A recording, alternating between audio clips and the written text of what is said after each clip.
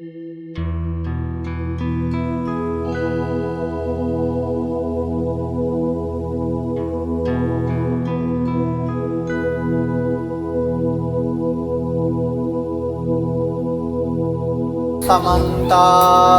चक्रवालेषु अत्रा गच्छन्तु देवता सातमं मुनिराजस शृण्वन्तु सकमोक्षदं धम्मश्रवणकालो अयं भदन्ता धम्मश्रवणकालो अयं भदन्ता धम्मश्रवणकालो अयं भदन्ता नमो तस्स भगवतो अरहतो सम्मा सम्बुद्दस्स नमो तस्स भगवतो अरहतो सम्मा सम्बुद्दस्स नमो तस्स भगवतो अरहतो सम्मा सम्बुद्दस्स। श्रद्धावान उपासक उपासिकाओं, भगवान बुद्ध ने हमेशा कहा है कालेन धम्म श्रवणं एतं मंगलमुत्तमं, समय समय पे धम्म देशना सुनना प्रवचन सुनना मंगल है। कालेन धम्म साकच्छा एतं मंगलमुत्तमं, समय समय पे धम्म की चर्चाएं करना भी मंगल है। इसी मंगल को देखते हुए हम थोड़ा सा धम्म की चर्चाएं करेंगे, थोड़ा सा धम्म हम जानेंगे। भगवान बुद्ध ने जिस धम्म की उपदेश दिया वो उपदेश कोई अलौकिक संसार से अलौकिक चीज़ प्राप्ति करके हमें दिया हुआ नहीं है। जो हम में है, जो जैसा है वैसा ही उन्होंने देखा, अनुभव किया और लोगों को बताया। तो देखा जाए चाहे दुख हो चाहे सुख हो, चाहे अच्छा हो चाहे बुरा हो, वो अनुभव करने वाला हम है।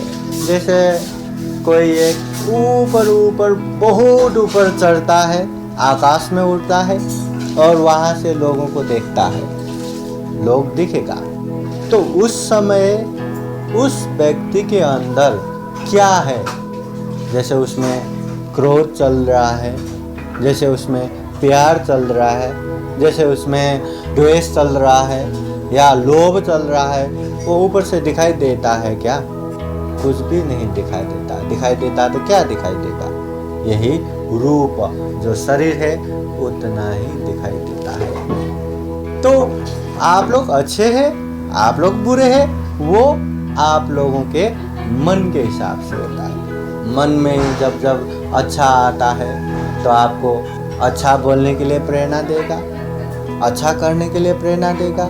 मन में जब जब गुस्सा आएगा, आप चाह कर भी अच्छा नहीं बोल पाएंगे, चाह कर भी अच्छा नहीं कर पाएंगे, तब तो बुरा ही निकलना है, बुरा ही करना है।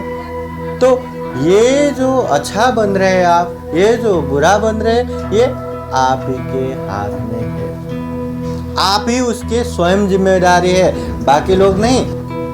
लोग कहते हैं ना, मुझे वो आदमी दिखाई दिया, वो मुझे पसंद नहीं, इसे मुझे गुस्सा आ रहा है। अरे वो आदमी गुस्सा है तो जो भी उसे दिखाई देगा सबको गुस्सा आना चाहिए, सबको आना चाहिए। ऐसा होता है क्या? नहीं। किसी को देखकर गुस्सा आता है, किसी को देखकर प्यार आता है, किसी को देखकर कुछ भी नहीं होता है।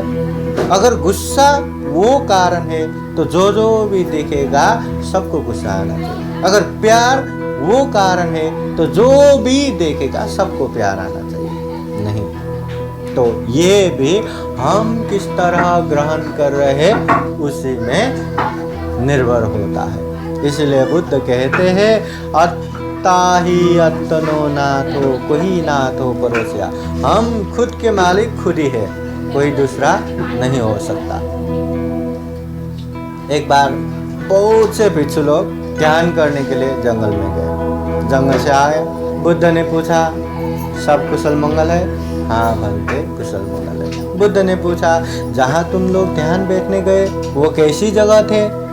तो बोले, ओ भगवान, हम जिस जंगल में गए थे वो तो बहुत भयानक था, बहुत डरावना था। रात के अंधेरे में तो क्या, दिन के उजाले में भी जैसे जंगली जानवर आए, जंतु आए, हमें मार गिराए, ऐसे डरावना। इतना पत्ता, इतना झाड़, ये वो बहुत ही बुरा हाल था। अपनी तरीके से बयान कर दिया। कुछ समय बाद फिर से कुछ भिक्षु लोग वहीं ध्यान बैठ के आ गए। भगवान बुद्ध ने पूछा, कुशल मंगल है? हाँ बनते। तो तुम लोग जहाँ ध्यान बैठ के आए वो कैसे थे? तो बोले, ओ भगवान, प्राकृतिक रूप से इतना अच्छा, इतना वृक्ष थे, पेड़ थे कि धूप भी नीचे नहीं आ रहा था। हम शीतल छाव में आराम से ध्यान बैठ के आ गए। उस जगह की प्रशंसा क्या करना, बहुत ही अच्छे। देखिए वही जगह है, कुछ पिछले लोग ध्यान बैठ के आए, कितना भयावह डरावना लगा। वही जगह है और दूसरे पिछले लोग गए तो कितना शांत, कितना आनंद, कितना आराम से ध्यान बैठ के आ गए। तो ये भी हमारा मन है, कैसे ग्रहण करते वो मन है। जैसे ये जो हम कपड़े पहने हैं इसको क्या कहते हैं? चीवरा, कासाय वस्त्र कहते हैं। बुद्ध के समय में ये चीवर कैसे बनते हैं शुरू में पता है? जैसे कोई व्यक्ति मर गया, मरने के बाद उसे वो पीली कपड़े ऐसे में तक के ले जाते हैं और वो कपड़े मसान में फेंक देते हैं, लाश को जला देते हैं। ऐसी फेंका हुआ कपड़ा समेट के उसे सी के ऐसा कपड़ा बनाता था। वो तो 2-3 प्रकार के कलर का होगा, तो उसको रंग चढ़ाने के लिए कोई पेड़ का पत्ता या उसका छिलका ऐसे को उबाल के रंग चढ़ाते थे। तो कभी कभी गाढ़ा रंग, कभी कभी फीका रंग, कभी कभी कैसा। तो ये तरीका ऐसा है, कभी कभी लाल, कभी कभी एकदम आकाश रंग का, कभी कभी कैसा कैसा ये कलर, इसलिए कभी पीला, कभी कैसा कैसा होता है। तो ऐसी चीज जिसको समझ में आता है, जो उपासक है, जो श्रद्धावान है, जो बुद्ध धम्म संघ को शरण जाता है, वो लोगों को ऐसी जीवन तारी कोई व्यक्ति देखे तो अरे हमारी भाग्य कि आज बुद्ध पुत्र भंते की दर्शन हो गया, वंदामी भंते करके कितना श्रद्धा प्रकट करते है ना। मगर जिसको बुद्ध धम्म संघ पता नहीं, जो उपासक नहीं, जो श्रद्धावान नहीं, उन लोगों को भिक्षु देखे, अरे अरे अरे अरे आज कैसे सन्यासी को देखने को मिला, अलक्षण हो गया, अमंगल हो गया, ऐसे कहने वाले भी थे। आज भी नहीं, बुद्ध के समय में भी थे। एक बार क्या हुआ, एक शिकारी थे, कोक नाम के एक शिकारी, वो हमेशा शिकारी कुत्तों को लेके धनुष बांध लेके वो शिकार को जाता था। एक दिन सवेरे सवेरे शिकार को निकला तो रास्ते में एक भंते भिक्षाटन आ रहे थे। तो उसको देखते ही, वो तो मिथ्या दृष्टि थे, अंधविश्वासी थे, उसको बुद्ध धम्म संघ कुछ भी पता नहीं था। तो भिक्षु को देखने के बाद ही अरे रे रे रे, सुबह सुबह ऐसे जो तालू है ना, तो एक भी बाल नहीं, ऐसे कासा वस्त्र धारण किए हुए ऐसे भिक्षुक को देखने को मिला। अब मेरा अमंगल होगा, अब मेरा अलक्षण होगा, ऐसा सोचते सोचते गुस्सा करते करते वो जंगल में गया। ऐसा ही हुआ कि उस दिन उसे कुछ शिकार भी नहीं मिला। दिन भर थके हारे परेशान जंगल में घूमते घूमते कुछ भी शिकार नहीं मिला। परेशान होके वही भिक्षु को गाली देते हुए, वही भिक्षु को गुस्सा करते हुए, आज सुबह सुबह उसको देखा इसलिए अलक्षण हो गया, अमंगल हो गया, कुछ भी शिकार नहीं मिला करके वो वापस आ रहा था। आते आते भी संयोगी ऐसा था कि फिर से वही भिक्षु वहाँ से वापस आ रहा था। देखा देखते ही उसका गुस्सा इतना चढ़ गया, इतना बढ़ गया, अरे रे रे रे, सुबह देखा तो कुछ भी शिकार नहीं मिला, अब देखा तो जाने क्या होने वाला है, घर में जाके क्या होगा, ये तो बहुत ही बुरा हुआ। इतना गुस्सा आया, इतना गुस्सा आया। देखिए, गुस्सा छोटा सा क्यों न हो, थोड़ा सा क्यों न हो, अगर समय में ही ये गुस्सा क्यों आ रहा है, उसको देखकर समझ न पाते तो सब खत्म कर देता है। आग की चिंगारी तो छोटे से ये माचिस से निकलता है ना, मगर ये बड़े बड़े घर को जलाने के लिए काफ़ी है। वैसे ही इसलिए गुस्सा आए तो क्यों आया, होश नहीं रख पाएंगे तो सारे के सारे ख़त्म कर देता है। परिवार ख़त्म, भाई भाई ख़त्म, बहन बहन ख़त्म, सारे रिश्ते ख़त्म, सारे के सारे ख़त्म। इसलिए गुस्सा को रोकना चाहिए, ये बुद्ध का उपदेश है। तो उस शिकारी को गुस्सा आया बिच्छू के ऊपर, और गुस्सा आया तो इतना गुस्सा बढ़ गया, उतना गुस्सा बढ़ गया कि उससे तो क्या करूं, इस बिच्छू को क्या करूं हो गया। तो उसने सोचा ये बिच्छू के कारण मेरा अलक्षण हो गया, अमंगल हो गया, इसको तो ख़त्म ही कर देते हैं। ऐसा सोच के शिकारी कुत्तों को उसके ऊपर छोड़ दिया। दूर खड़े आ रहे बंदे ने अचानक से देखा तो क्या करे, खुद बचने के लिए क्या करे। यहाँ वहाँ देखा, कुछ भी नहीं, एक पेड़ था, जल्दी जल्दी वही पेड़ में चढ़ गया। तो ऊपर तक चढ़ भी नहीं पाया, तो शिकारी कुत्ते वहाँ आके पकड़ भी नहीं पाया, नीचे बैठ के भौंके जा रहे थे। तो ये देखकर भी शिकारी, जो कोक शिकारी था, उसे बस नहीं हुआ। उसे तो इतना गुस्सा आ रहा था, इतना गुस्सा आ रहा था, और कुत्ते भी पकड़ नहीं पाया, और भी गुस्सा आया। तो वो वहाँ गया, जो लटके हुए बिच्छू के पैर थे उसमें धनुष से पैरों में घोंसने लगा। तो वहाँ तो घाव हो गया, रगत बहने लगा, बिच्छू को एकदम पीड़ा हो गया। उसने दूसरा वो जिसमें घाव हुआ वो निकाला, फिर दूसरे में भी ऐसा किया। तो घाव होके घायल पूरा रगत बहने लगा।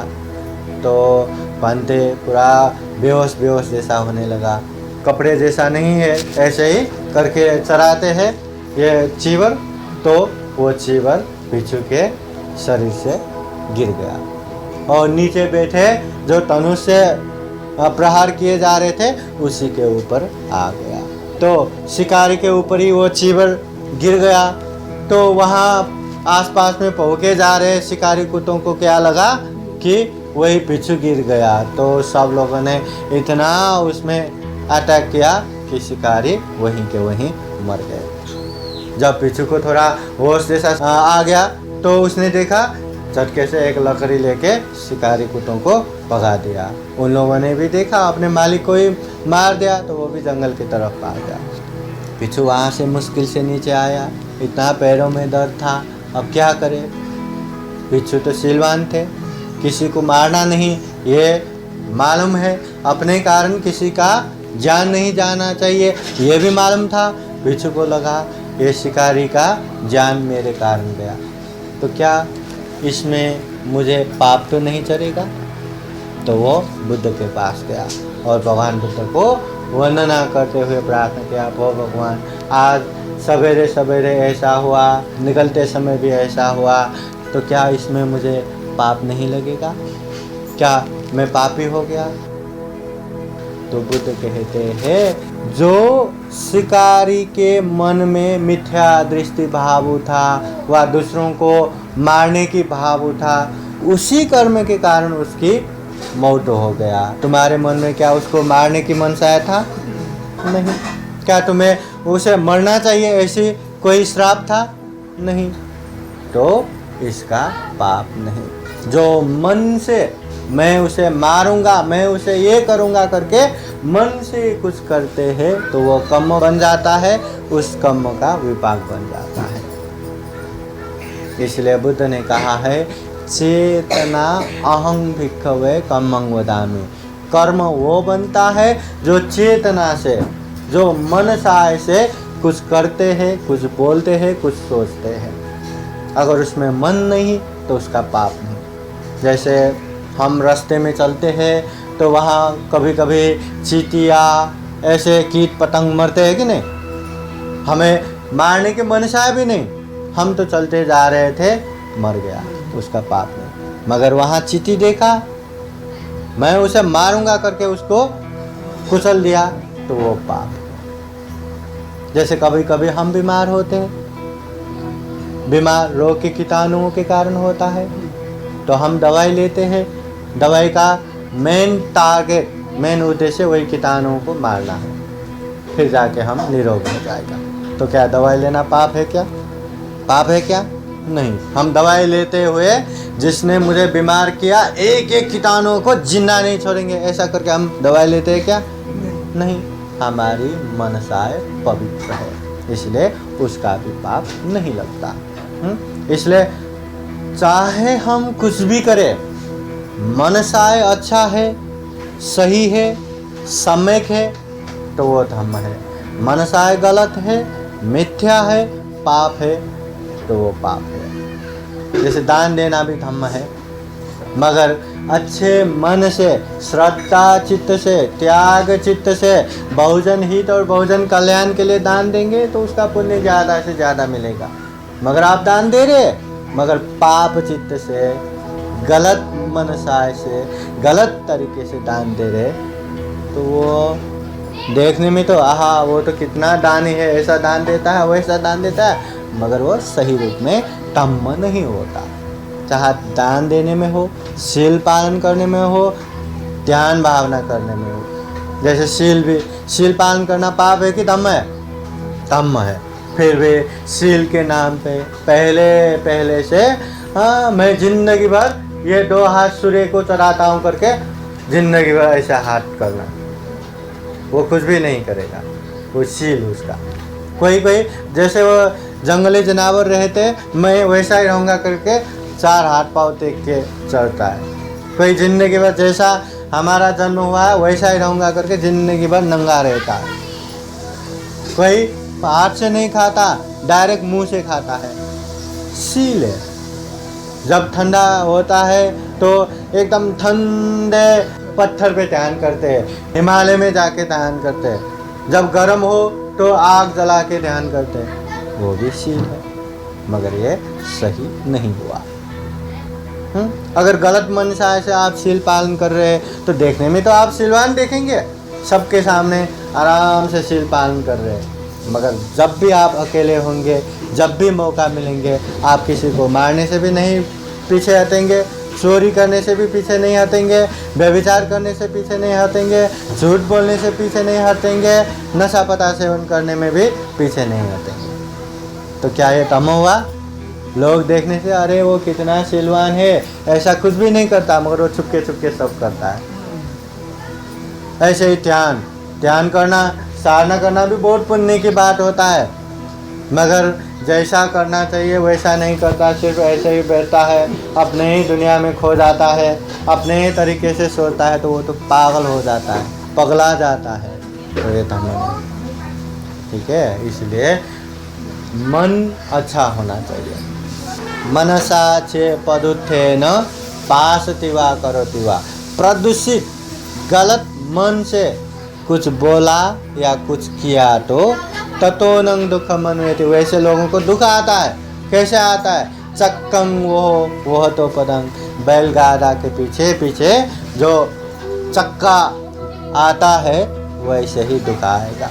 वो बैल चाह कर भी उस चक्के को छुड़ा नहीं सकते, वैसे ही दुख आता है। मनसा से पसंदेना, प्रसन्न मन से, अच्छे मन से, सही मन से, पासतिवा बोला, करोतिवा किया, बोला वा किया तो ततोनं सुखम अन्वेति, वैसे लोगों को सुख आता है। कैसे? छाया वो न पायने, जैसे धूप में परछाइया आराम से आता है वैसे ही सुख आता है। इसलिए सुख चाहिए या दुख चाहिए, अपने अपने हाथों में है। हम अपने मालिक खुद है, न माँ, न बाप, न भाई, न बहन, कोई भी नहीं, खुद ही है।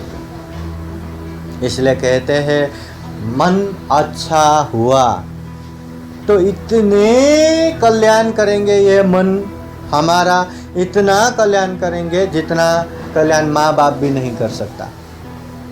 क्योंकि दुनिया में सबसे ज़्यादा कल्याण करने वाला माँ बाप है, मगर उससे भी ज़्यादा ये सही मन करता है। अगर मन बुरा हुआ, मन गलत हुआ, तो हमारे अमुक अमुक अमुक वो शत्रु है ना, वो भी हमें इतना नुकसानी नहीं कर सकता, इतना हानि नहीं कर सकता जितना बिगड़ा हुआ गलत हुआ मन करता है। इसलिए मन के दास जब तक हम बनेंगे तब तक हमारी कल्याण संभव नहीं। मन को हम अपनी दास बनाएंगे तब हमारा कल्याण ही कल्याण शुरू हुआ, कल्याण ही कल्याण। जैसे जंगली हाथी देखा जाए तो इतना भयंकर होता है कि आगे जो भी आए कुचल के निकल जाता है। उसके सामने पेड़ भी पड़े तो पेड़ को उखाड़ के फेंक देता है, इतना डरावना होता है। मगर वही जंगली हाथी को जब एक छोटा सा आदमी पकड़ के तालीम करके उसे अपना दास बनाता है तो उसका सारा का सारा बल अपने हित और कल्याण में लग जाता है। वैसा ही मन भी इतना ही डरावना है, इतना भयावह है, इतना हानि करता है, मगर मन को अगर हम अपने बस में रखें, तालीम करें, तब तो वो सारा के सारा पावर हमारे अपने कल्याण में होगा, अपनों की कल्याण में होगा।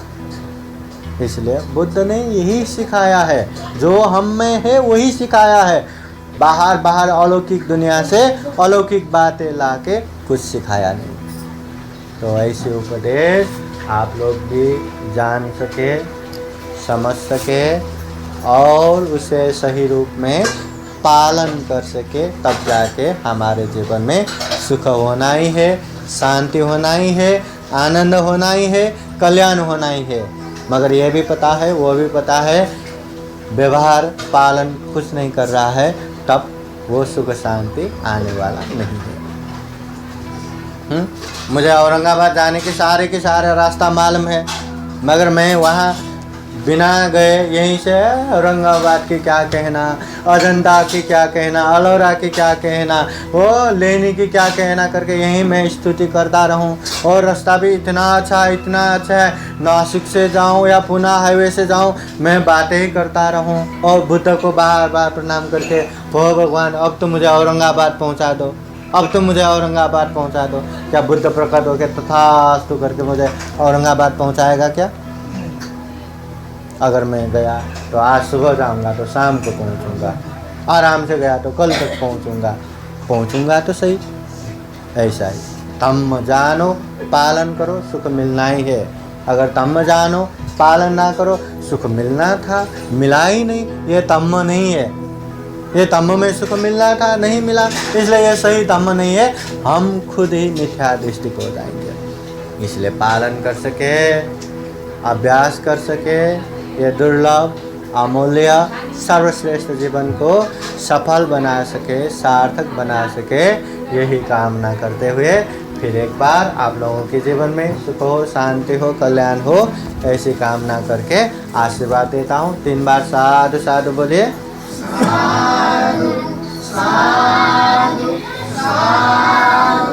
आशीर्वाद देता हूँ। सपेतियो विवाजन्तु सर्वरोगो विनाशतु माते भवतोऽन्तरायो सुखी दीर्घायुको भवतु सर्वमङ्गलं रक्षन्तु सर्वदेवता सर्वबुद्धानुभावेन सदा सुते भवन्तु ते भवतु सर्वमङ्गलं रक्षन्तु सर्वदेवता सर्वधर्मानुभावेन सदा सुते भवन्तु ते भवतु सर्वमङ्गलं रक्षन्तु सर्वदेवता सर्वसङ्घानुभावेन सदा सुते भवन्तु ते अभिवादनशीलिसा नित्यं वद्दापचायिनो चत्तारो धम्मा वदन्ति आयुवनं सुखं बलं आयु आरोग्य सम्पत्ति सकसम्पत्तिमेव च अथो निब्बान सम्पत्ति इमिनाते समेच्छतु। साधु साधु साधु बुद्धं नमामि धम्मं नमामि संघं नमामि। सब लोग साथ में पढ़िए। हाँ, नास्ति मे शरणं अन्यं बुद्धो मे शरणं वरं एतेन सच वचेन होतु मे जयमङ्गलम्। नास्ति मे शरणं अन्यं शम्भो मे शरणं वरं एतेन सच वचेन होतु मे जयमङ्गलम्। नास्ति मे शरणं अन्यं संघो मे शरणं वरं एतेन सच वचेन होतु मे जयमङ्गलम्। साधु साधु साधु बुद्धं नमामि।